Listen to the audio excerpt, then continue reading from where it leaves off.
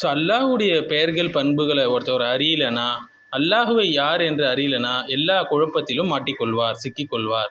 யார் அல்லாஹுவை அறியிறாங்களோ அவங்க எந்த குழப்பமாக இருந்தாலும் சரி, நவீன கால குழப்பமாக இருந்தாலும் சரி, எந்த வகையான ஃபித்னாவும் சரி, எல்லா ஃபித்னாலிருந்தும் வெளியே வரக்கூடிய வழி அவங்களுக்கு தெரியுங்க. இன்னைக்கு உலகத்தில் இருக்கிற பெரிய பிரச்சனை என்ன தெரியுமாங்க? மனுஷன் எல்லாவற்றையும் கற்றுக்கிறான், ஆனால் அல்லாஹ்வுடைய பெயர்கள் பண்புகளை பற்றி தெரிந்து கொள்வதல்ல, அதற்கான முயற்சிகள் எடுப்பதல்ல. இதனால் என்ன ஆகுது? அதிகமான மன அழுத்தம், தேவையற்ற பயங்கள், ஒரு நம்பிக்கையின்மை, தவறான கொள்கைகள், அதை ஏற்றுக்கொண்டு வாழ்வதுன்னு சொல்லி எல்லா ஃபித்னாலையும் மனுஷன் வரான். அல்லாஹ்வுக்கு நிறைய அழகான பெயர்கள் உண்டு. அல்லாஹ் தான் அதன் எண்ணிக்கையை அறிந்தவன். அல்லாஹ்வுக்கான அழகான பெயர்களில் முக்கியமான பெயர்கள் எதுன்னா, பிரபலமாக அர் ரஹ்மான், அல்லாஹ் மிகவும் கருணையாளன். அர் ரஹீம், அல் மலிக், அல் குத்தூஸ், அஸ்ஸலாம், அல் அலீம், அல் கதீர், அஸ் சமீ, அல் பசீர், அல் ஹக்கீம். அல் ஹக்கீம்னா ஞானம் உள்ளவன். அல் பசீர் என்றால் அனைத்தையும் பார்க்கக்கூடியவன். அஸ் சமீ என்றால் எல்லாவற்றையும் கேட்கக்கூடியவன். அல் அலீம் என்றால் அனைத்தையும் அறிந்தவன். ஸோ இந்த 99 பெயர்கள் என்று சொல்லுவாங்க இல்லைங்களா? இவை மனித வாழ்க்கையை மாற்றக்கூட சக்தி கொண்டவை. இதை ஒருத்தர் புரிஞ்சு வாழ்க்கையில் அமல்படுத்தினா. அல்லாஹ்வுடைய பண்புகள் என்று சொன்னா நிறைய பண்புகள் இருக்குங்க. அல்லாஹ் அர்ஷுக்கு மேலே உயர்ந்து விட்டான், அல்லாஹ் கேட்கக்கூடியவனாக இருக்கிறான், அல்லாஹ் பார்க்கக்கூடியவனாக இருக்கிறான், அல்லாஹ்வுக்கு கை இருக்கிறது, அல்லாஹ்வுக்கு முகம் இருக்கிறது, இன்னும் நிறைய பண்புகள் இருக்கு. ஆனா அல்லாஹ் ஒருபோதும் மனிதர்களை போல கிடையாது, படைப்புகள் போல கிடையாது. லைஸ கமிஸ்லிஹி ஷைஉன் வஹுவ ஸமீஉல் பஸீர். அல்லாஹ்வுடைய பண்புகள் பற்றி அது எப்படி என்று நம்ம கேட்கக்கூடாது, மாற்ற விளக்கமும் சொல்லக்கூடாது. பிலா கைஃப், பிலா தஷ்பீஹ், பிலா தஅதீல் என்று சொல்லுவாங்க. இதெல்லாம் விதிகள், அல்லாஹ்வுடைய பெயர்கள் பண்புகள் விஷயத்துல நம்ம பேண வேண்டிய விதிகள். ஸோ நவீன குழப்பங்களுக்கு எப்படி மறுப்பு என்று பார்க்குறீங்களா? அல்லாஹ்வுடைய பெயர்களை ஒருத்தர் தெரிஞ்சு கொள்றதுனால. ஃபார் எக்ஸாம்பிள் குழப்பம் அல்லாஹ் எங்கேயுமே இருக்கிறான், தூண்லையும் இருக்கிறான், துரும்புலையும் இருக்கான்னு ஒருத்தர் சொல்றாரு.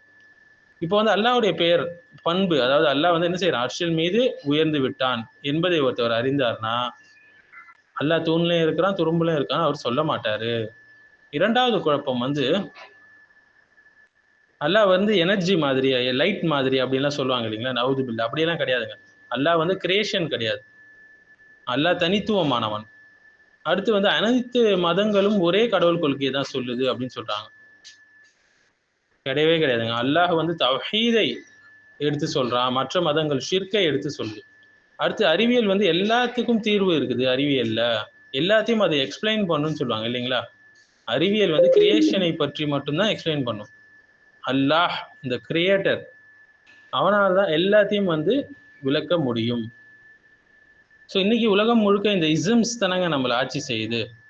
அன்றைய காலத்துல மக்கள் சிலைகளை வணங்கினாங்க, இன்னைக்கு சித்தாந்தங்களை வணங்குறாங்க. லிபரலிசம், ஏத்திசம், ஃபெமினிசம், நேஷனலிசம் என்று எல்லாத்தையும் வணங்கக்கூடியவர்களாக ஆயிட்டாங்க. ஒரு முஸ்லீம் என்ன செய்ய வேண்டும் என்றால், அல்லாஹ்வின் பெயர்களால் இந்த அனைத்து நவீன கால குழப்பங்களையும் உடைக்க வேண்டும், சரியான நிலைப்பாட்டை தெரிந்து கொள்ள வேண்டும். ஃபார் எக்ஸாம்பிள், அல்லாஹ் அர் ரப், அவன் தான் படைத்தவன், அவன்தான் பரிபாலிக்கக்கூடியவன், அவன்தான் இரட்சகன் என்பது ஒருத்தர் சரியா தெரிந்து கொண்டார் என்றால், ஏத்திசம் என்று சொல்லக்கூடிய கடவுள் நாத்திக கொள்கையை மறுக்கக்கூடியவராக அவர் ஆகிவிடுவார். அல்லாஹ் தான் அல் மலிக் என்பதை ஒருத்தர் அறிந்து கொண்டார் என்றால், அவன்தான் அதிபதி, முழு ஆட்சிக்கு உரியவன் என்பதை ஒருத்தர் அறிந்து கொண்டார் என்றால், நவீன கால குழப்பங்கள் இருக்கக்கூடிய செக்யூலரிசம் என்று சொல்லக்கூடிய விஷயத்திற்கு அல்லாஹ்வுடைய இந்த பெயர் மறுப்பாக இருக்குங்க. மதம் பிரைவேட் தான், சட்டங்களை மனிதர்கள் தான் ஏற்ற வேண்டும் என்று சொல்லக்கூடிய இந்த வழிகாடான சொல்கைக்கு இல்லை, ஆட்சி அல்லாஹ்வுக்கே உரியது, ஆட்சிகள், சட்டங்கள், அதிகாரங்கள் எல்லாமே அல்லாஹ்வுக்கு உரியது என்பது இந்த பெயர் அழகா நம்ம எடுத்து காட்டுது. அடுத்து அல்லாஹ் அலீம், அனைத்தையும் அறிந்தவனாக இருக்கிறான். இப்போ இது எதுக்குன்னா சயின்டிசம் என்று சொல்லக்கூடிய நவீன கால குழப்பத்துக்கு ஒரு மறுப்பாக இருக்கு.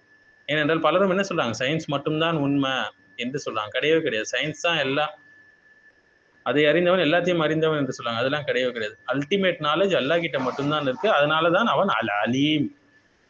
அடுத்து பாருங்க, அல் ஹக்கீம், ஞானம் உள்ளவன். இந்த பெயர் நவீன கால லிபரலிசம்க்கு ஒரு மறுப்பாக இருக்குது. நான் விரும்பியது சரி என்று சொல்லக்கூடிய இந்த வழிகேடான சித்தாந்தம் லிபரலிசம்க்கு மறுப்பாக அல்லாஹ்வுடைய பெயராக ஹக்கீம் இருக்குது. ஏனென்றால் நியாயங்களையும் நெறிமுறைகளையும் தீர்மானிக்கக்கூடியவன் அல்லாஹ் மட்டும்தான், அவனுக்கு தான் அந்த ஞானம் இருக்கிறது. மேலும் அல்லாஹ் தான் தீர்ப்பு வழங்கக்கூடியவனாக இருக்கிறான் இல்லைங்களா? அல் ஹக்கீமாக இருக்கிறான். நவீன கால சித்தாந்தமான ஹியூமனிசம்க்கு இது மறுப்பா இருக்குங்க. மனிதன் தான் நீதியை நிர்ணயிப்பான் என்று சொல்லக்கூடிய இந்த ஹியூமனிசம்க்கு மறுப்பாக அல்லாஹ்வுடைய இந்த பெயர் இருக்கு, அல் ஹக்கீம் என்ற பெயர் இருக்குது. ஏனென்றால் அவன் தான் தீர்ப்பு வழங்கக்கூடியவன், அவன் தான் ஞானம் உள்ளவன், அல்லாஹ் தான் சட்டம் ஏற்றக்கூடிய தகுதி இருக்கிறது, மனிதர்களுக்கு கிடையாது. அடுத்தது அல் ஹாலிக், அவன்தான் படைப்பாளனாக இருக்கிறான், சிறந்த படைப்பாளனாக அவன்தான் இருக்கிறான்.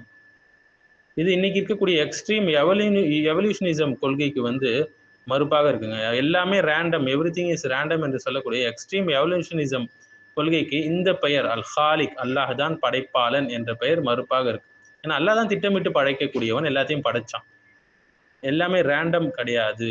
அடுத்தது அல்லாஹ் ரஸாக், அல்லாஹ் தான் வாழ்வாதாரம் அளிப்பவன் தன்னுடைய படைப்பினங்களுக்கு. ஸோ அல்லாஹ் தான் வாழ்வாதாரம் அளிப்பவன் என்ற இந்த அழகான பெயர் நவீன கால குழப்பமாகிய மெட்டீரியலிசம், கேபிட்டலிசம் இதன் மீது இதற்கு அடிமைகளாக இருக்கக்கூடியவர்களுக்கான மறுப்பாக இந்த பெயர் இருக்குது. ஏன்னா மனிதான் வாழ்க்கை, காசு தான் உலகம் என்று போகக்கூடியவர்களுக்கு அல்லாஹ்வுடைய பெயராகிய ரஸாக், அல்லாஹ் தான் வாழ்வாதாரம் அளிக்கக்கூடியவன் என்ற இந்த பெயர் வந்து ரிஸ்க் அல்லாஹ்விடமிருந்து தான் வரும் என்ற விஷயத்தை இந்த பெயர் உறுதிப்படுத்துகிறது. ஸோ நவீன கேபிட்டலிசம், மெட்டீரியலிசம், ஒப்சஷனுக்கு இது மறுப்பாக இருக்குது. அடுத்தது அல்லாஹ் தான் ரஹ்மான் ரஹீம் என்ற இந்த பெயர், அவன்தான் கருணையாளன் என்ற இந்த பெயர் வந்து நிஹிலிசம்க்கு மறுப்பா இருக்குங்க. நிஹிலிசம்ல என்ன சொல்றாங்க, இந்த வாழ்க்கைக்கு அர்த்தமே கிடையாது என்று சொல்றாங்க, லைஃப் இஸ் மீனிங்லெஸ் என்று சொல்றாங்க இல்லைங்களா, அதுதான் நிஹிலிசம். ஆனா அல்லாஹ் வந்து என்ன செய்யறான், அல்லாஹ் வந்து கருணையாளன், வாழ்க்கைக்கு ஒரு பர்பஸை கொடுத்துருக்கிறான். ஸோ அல்லாஹ்வுடைய பெயராகிய ரஹ்மான் ரஹீம் வந்து நிஹிலிசம்க்கு மறுப்பாக இருக்கு. அடுத்து அல்லாஹ் வந்து அதுல் உடையவன், அல்லாஹ் வந்து நீதிமான், நீதி உடையவன். ஸோ மாரல் ரிலேட்டிவிசம்க்கு இது நவீன கால குழப்பமாக இருக்கக்கூடிய மாரல் ரிலேட்டிவிசம்க்கு இந்த பண்பு வந்து மறுப்பை தெரிவிக்குது. ஏன்னா ரைட் ராங், சரி தவறுலாம் சேஞ்ச் ஆகக்கூடியது என்று இந்த மாரல் ரிலேட்டிவிசம் சொல்லுது. ஆனா அல்லாஹ் தான் ஃபிக்ஸட் ஜஸ்டிஸை கொடுக்கக்கூடியவன், நிரந்தரமான நீதியை கொடுக்கக்கூடியவன். அல்லாஹ்வுடைய பெயராகிய அல்லாஹ்வுடைய பண்பாகிய இந்த அதுல் என்ற தன்மை வந்து மாரல் ரிலேட்டிவிசம்க்கு ஒரு மறுப்பாக இருக்கு. அடுத்து அல்லாஹ் தான் அல் வலியாக இருக்கான், பாதுகாக்கக்கூடியவனாக இருக்கிறான் என்ற இந்த பெயர் வந்து நவீன கால கொள்கையான எக்ஸ்ட்ரீம் நேஷனலிசம், நேஷன் தான் ஃபர்ஸ்ட் என்று சொல்லக்கூடிய இந்த கொள்கை சித்தாந்தத்துக்கு மறுப்பாக இருக்கிறது. ஏன்னா முஸ்லிம்களுக்கு அல்லாஹ் தான் ஃபர்ஸ்ட், பிறகு மற்றதுலாம் நெக்ஸ்ட். அடுத்து அல் அசீஸ் என்ற அல்லாஹ்வுடைய பெயர் எக்ஸ்ட்ரீம் ஃபெமினிசம்க்கு வந்து மறுப்பு தருதுங்க. ஏன்னா ஜெண்டர் ரிபல்லியன் இன்னைக்கு நடந்துட்டு இருக்கு இல்லைங்களா, பார்க்கலாம். உண்மையான மரியாதை கண்ணியம் என்பது அல்லாஹ்வுடைய சட்டத்தில் தான் இருக்குது. அல்லாஹ் தான் கண்ணியம் வணங்கக்கூடியவனாக இருக்கிறான், யாருக்கா இருந்தாலும் சரி. யாவற்றையும் மிகைப்பவனாகவும் அல் அசீஸாகவும் அல்லாஹ் தான் இருக்கிறான். அடுத்து நாத்திகவாதிகளுடைய ஏத்திஸ்ட் சைக்காலஜிக்கு அல்லாஹ்வுடைய பெயராகிய சமிய, அனைத்தையும் கேட்கக்கூடியவன் என்ற இந்த அழகான பெயர் மறுப்பு கொடுக்குதுங்க. ஏன்னா நாத்திகவாதிகளோட சைக்காலஜி என்னன்னா, உங்களுடைய துவாக்கள்லாம் யாரும் கேட்க மாட்டாங்க, யாரும் வந்து அதுக்கு பதில் அளிக்க மாட்டாங்கன்னு சொல்றாங்க. ஆனால் அல்லாஹ்வுடைய பெயராகிய சமீஹ் வந்து அல்லாஹ் அனைத்தையும் கேட்கக்கூடியவன், பதிலளிக்கக்கூடியவன் என்பதை உறுதிப்படுத்துகிறது.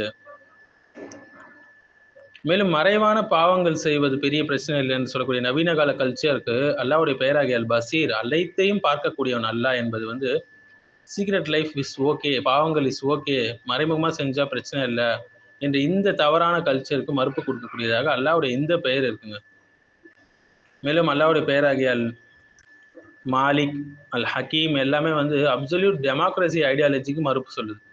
அது மக்கள் தான் எல்லாத்தையும் டிசைட் பண்ணுவாங்க என்று சொல்லக்கூடிய தவறான சித்தாந்தத்துக்கு மறுப்பாக அல் மாலிக், அல் ஹக்கீம் என்ற பெயர்கள் இருக்கு. ஏன்னா அல்டிமேட் டெசிஷன் என்பது அல்லாஹ்விடம் மட்டும்தான் உள்ளது, மக்களால் அல்டிமேட்டா எல்லாத்தையும் டிசைட் பண்ண முடியாது.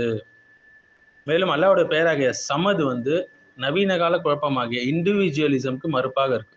எனக்கு யாரும் தேவையில்லை என்று சொல்லக்கூடிய இந்த இண்டிவிஜுவலிசம், இந்த தவறான சித்தாந்தத்துக்கு உனக்கு யாரும் தேவையில்லையா, அல்லாஹ்வுடைய தேவை நமக்கு இருக்குப்பா, அல்லாஹ்வுடைய ரஹ்மத் நமக்கு தேவையா இருக்கு, அல்லாஹ்வுடைய உதவி நமக்கு தேவை இருக்கு, நம்ம எல்லாருமே அல்லாஹ்வின் பால் தேவை உடையவர்களாக இருக்கிறோம், அல்லாஹ் தான் தேவைகள் அற்றவன் என்று சொல்லும்போது அல்லாஹ் சமத் என்ற இந்த பெயர் வந்து இந்த இண்டிவிஜுவலிசம் கொள்கைக்கு ஒரு மறுப்பை கொடுக்குது.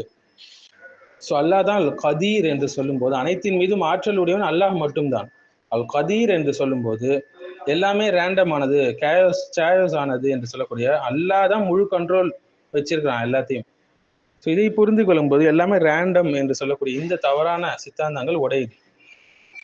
ஸோ அல்லாஹ் தான் ஹக், அல்லாஹ் தான் அவன் தான் உண்மையானவன் என்று சொல்லும்போது நவீன கால ஹிடோனிசம் என்று சொல்றது இன்பவாதம் சொல்லுவாங்க. இன்பம் தான் வாழ்க்கையோட ஒரே கோல் என்ற இந்த நவீன வழிகட்ட சித்தாந்தத்துக்கு இந்த பெயர் மறுப்பு கொடுக்குது என்று சொல்லலாங்க.